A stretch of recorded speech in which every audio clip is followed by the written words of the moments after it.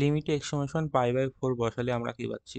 1 উপরে 1 minus tan উপরে ছিল পাই/4 বাই এখানে হচ্ছে 1 মাইনাস √2 সাইন পাই/4। তাহলে উপরে হচ্ছে আমাদের 1 মাইনাস ট্যান পাই/4 এর মান কত? 1। আর নিচে 1 মাইনাস √2 ইন্টু সাইন পাই/4 এর মান হচ্ছে আমাদের 1/√2। মানে √2 ক্যান্সেল করে নিচেও তাহলে 1 মাইনাস 1 হলে 0 হচ্ছে, আর উপরেও 1 মাইনাস 1 হলে 0 হচ্ছে, মানে 0/0 ফর্ম হচ্ছে। যেহেতু 0/0 ফর্ম হয়েছে, এটা ইনডিটারমিনেট ফর্ম, তাহলে এখান থেকে আমরা এল হপিটালস রুল ফেলতে পারি।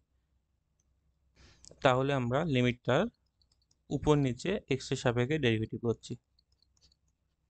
তাহলে উপরে 1 এর ডেরিভেটিভ করলে 0 পাবো, tan এর ডেরিভেটিভ করলে আমরা জানি sec স্কয়ার x হবে, আর 1 0 কনস্ট্যান্ট, 1 এর ডেরিভেটিভ করলে 0 হবে, আর √2 এখানে কনস্ট্যান্ট, আর sin এর ডেরিভেটিভ করলে আমরা পাবো cos x।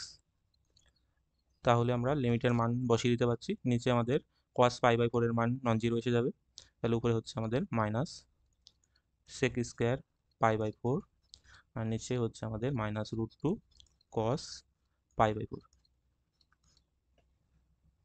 তাহলে এখানে মাইনাস মাইনাসে আমরা ক্যান্সেল করতে পারি। আর sec স্কয়ার পাই/4 এর মান কত? sec পাই/4 এর মান √2, তার স্কয়ার হবে, আর এখানে √2, আর cos পাই/4 এর মান আমরা জানি 1/√2 হবে।